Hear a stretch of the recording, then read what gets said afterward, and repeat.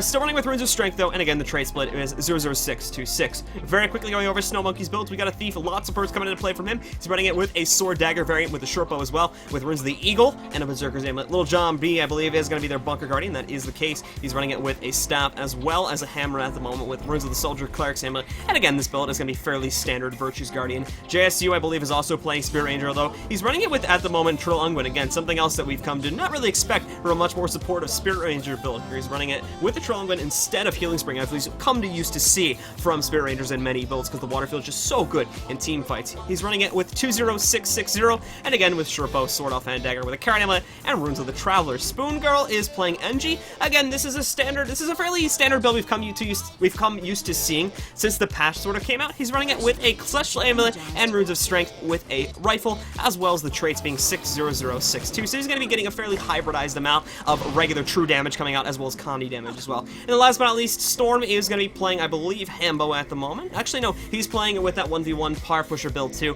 Again, sword offhand axe with a longbow, Runes of Strength with a Soldier's Amulet, and the traits again being 60404. So that about wraps up for builds, guys. So let's get started with game one. Man. Let's get these players rolling. Here on the Forest of Niflhel Blue. Let's do some quick predictions. Actually, I'm hearing in chat that someone has stolen the Apex comp here. Have they? Yeah. It does seem familiar.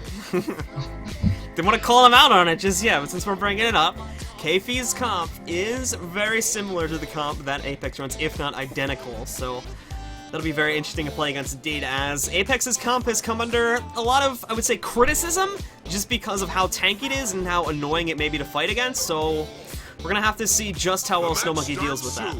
Yeah, that is a large question. Oh man, I'm so excited now as we go into this. And the ready ups have gone out, guys. We're gonna see these stacks up here. We will see some beach play. Looks like a lot of beach play from the blue side here, and from the red side, looks like just JC is getting ready for that beach. He's about to walk into the wrong neighborhood, Blue. He sees it, and I think he's trying to get out of here. He may be run down by PC over here. JC, oh, he does try and get out there. Able to evade a lot of that. Wow, able to fly away through there. Coming forward here, there's gonna be a massive fight on mine. No one made except for Spoon Girl from the side of Snow Monkey. This is gonna be hard. Kinjax actually did get knocked out over here too, so already Snow Monkey has lost their Thief in this fight, so we're going to be without a lot of the damage, and in all honesty, they need some serious damage. They're not going to be able to win these team fights at all. It's just going to be a long, drawn-out fight that, in the end, nobody's going to win here, but KP will accomplish their goal because they'll be able to hold on to the contestant, which, in the reality of things, is very much their goal with the comp they're running. Exactly, and also in mid, already re-decapped. Like, Spoon Girl grabbed it, K-Pud knocked him off, knocked her off, rather. Able to get some damage done as well. We will see from the side of Spoon Girl's going to drop the supply crate, but I think that K-Pud's going to be just fine.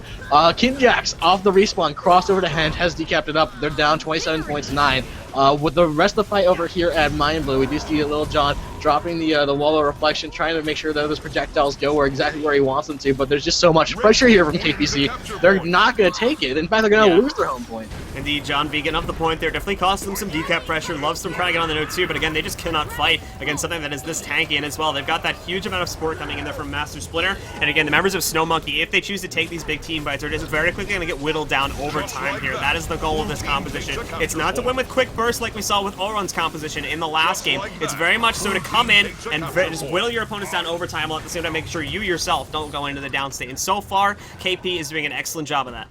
That's right. Now Storm is the only one left from Snow Monkeys here, and he's the fact that he was alive for as long as he was kind of just interesting, but he did drop there to Intense. Everyone else cycling back up to mid. Jsu is up here, as well as Spoon Girl, as well as Kinjax, but they're all very low health compared to their blue team counterparts here, except for K-Pud, who might drop. Indeed, there was some spike bursts coming into play there just a couple seconds ago from members of Snow Monkey. Did surprise K-Pud a little bit, so he's now going to be falling back here. Thankfully, though, again, you can see just how quickly K-Pud was able to get himself pretty much back to full health there through that excellent amount of support coming in here from Reeves, your Master Splinter, who's currently playing on that supportive staff elementalist. So again, this team comp just so hard to fight against, and at the moment, a red team just really not able to win any of these fights. That's right, man, and red team is having the hardest time just really trying to figure out how to pick apart these fights here. You do see Sub Cutie going down, but he's immediately jumped on. He's able to get rezzed up here. If you are in the team, if you are on Snow Monkeys right now, what do you change up? Who do you start targeting down here? Who's the linchpin?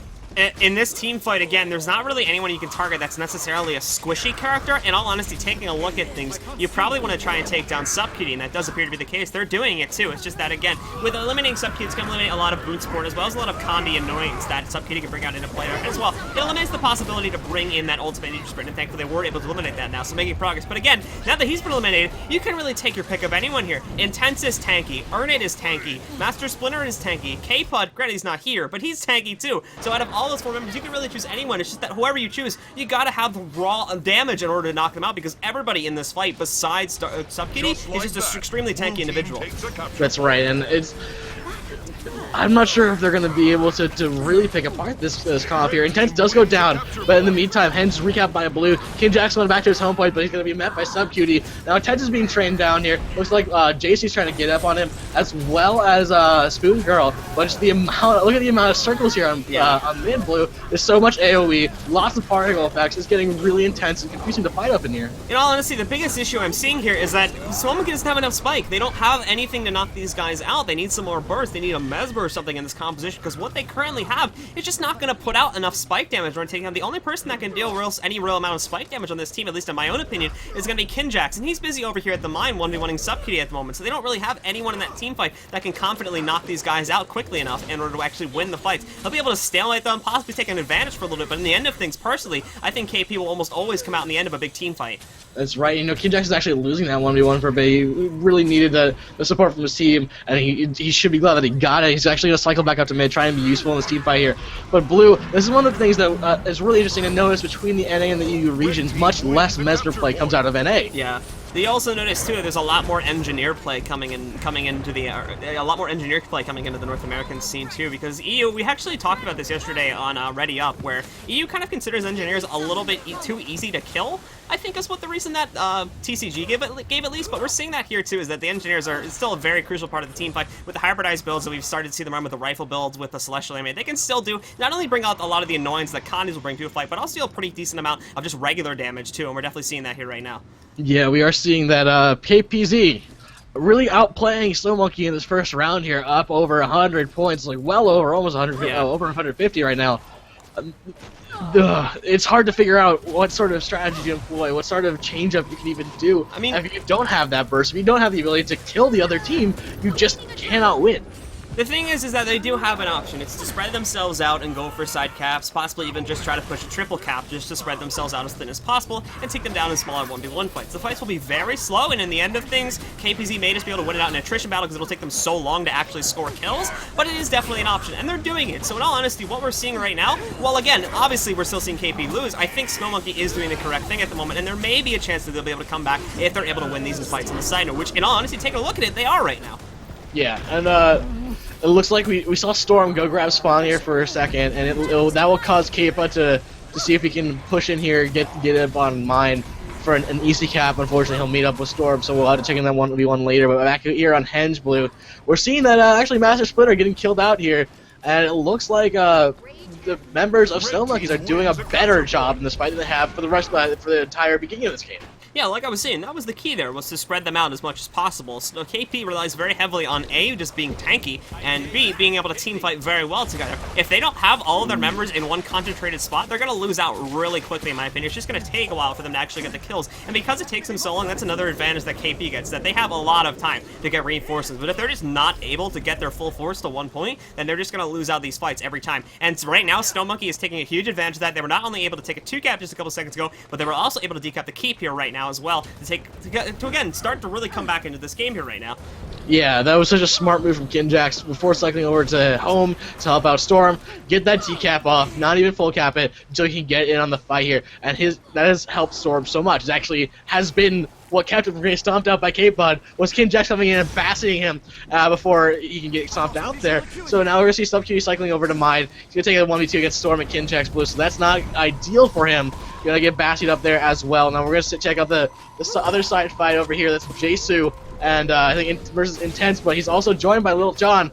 the Guardian from the team of Snow Monkeys here, if they can keep this side point fights rolling and kill out Subcutie like they have been, they're gonna start they're gonna really close this lead down here, Blue. They're only down by 50 points now. Really strong comeback coming out here from Snow Monkeys. Yeah, Snow Monkey doing a really good job. You can see JSU here actually. Kind of again, I almost want to say that KP is got a bit too cocky and they're now wasting time here. You can see them. They've been chasing JSU for reasons I fully don't really understand here. The fight at mine was lost. There was no benefit to chasing JSU. They should have just got the mid and reinforced that and try to take that back quickly enough. They were kind of just wasting time there. And I think little things like that, if we do see this comeback happen, is going to be sort of the reason why we end up seeing Snow Monkey come back in the end. And right now, Snow Monkey is doing a really excellent job of keeping the fight split up, keeping the members of KP split up, and in overall winning those fights. That's right, but all of the members of KP, they are trying to get over on the mine here. We're seeing Spoon Girl just running interference, trying to get, actually desperate to get on point for her own life there. But looks like he's going to be stomped up by Intense. We will see Lil Jon cycling back over here. Over on the other side, we'll see JSU actually going in for the Chief, drawing him all the way out from his rock over there to right outside of Henge. Interesting, but we also will see this Subcutie might be on his way to go steal that. And the massive team fight on the other side here looks like it may be favoring PC very soon. Here comes Subcutie and Chief. They're going to try to get in their short bow race, and it looks like, oh, we are going to see JSU still get the kill, though. But it looks like Subcutie is fully committed to pushing into this home run. Obviously, though, or at least if we are seeing Snow Monkey keeping an eye on the caps here, that has left the keep open. And again, somebody from the red team can now sneak away and decap the mid once more, pretty much solidifying the comeback now from Snow Monkey, which already has happened. They're up now by about 20 points, and in just a second, we are going to see them lose control of the keep node, too. That's right. Now, with Kinjax being the sneaky beaver, doing exactly what he needs to do, I think he's finally found his role, his real strength here on this map. And this is what's kept their. This is what closed that 150-point lead. This is what's given them a 30-point lead. This is exactly what they need. They've taken a wipe over on Mime. That's fine. It's just Storm that's died. They've got JC on Henge, 1v1 except QD almost indefinitely. As long as they can keep mid here, as long as they can secure their lead, they're gonna take this game.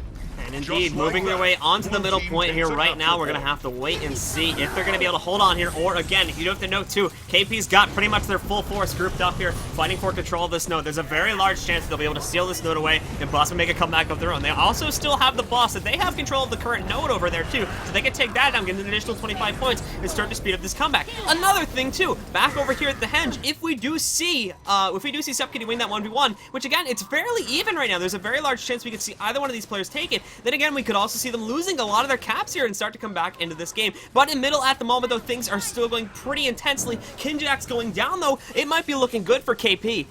Yeah, KP, they're so hungry for this. They are just diving on Intense, who actually went down for a bit, able to get back up. Same thing from the side of Snow Monkey, though. Their reses have been super strong in this mid fight. They do not want to lose this at all. But there's 40 points left on this map. You see that Jsu in this 1v1 against Subcutie. I can't tell who's up here, Blue. They're pretty much even, but no, Subcutie goes down on the 5 point. This is gonna be it. This is what steals it. This is gonna be Subcutie getting taken out there, and they've got this home point locked up here. They've lost the mid fight, so that this is, as long as they defend, as long as they keep on this Henge, bring everybody back, stay on 1 point. They're gonna be strong. They're gonna take game 1. And you can see that too. They're not gonna take any risks on this. Everyone is on their way to Henge. They're just gonna AFK on that node. They've got 20 seconds to go. The blue team, even if they do take control of the middle point, which may not happen because they have an engineer sitting on that node too. Even if they did manage to get control of it, it wouldn't be able to stop this decap in time, or wouldn't be able to get the decap in time over here at the Henge.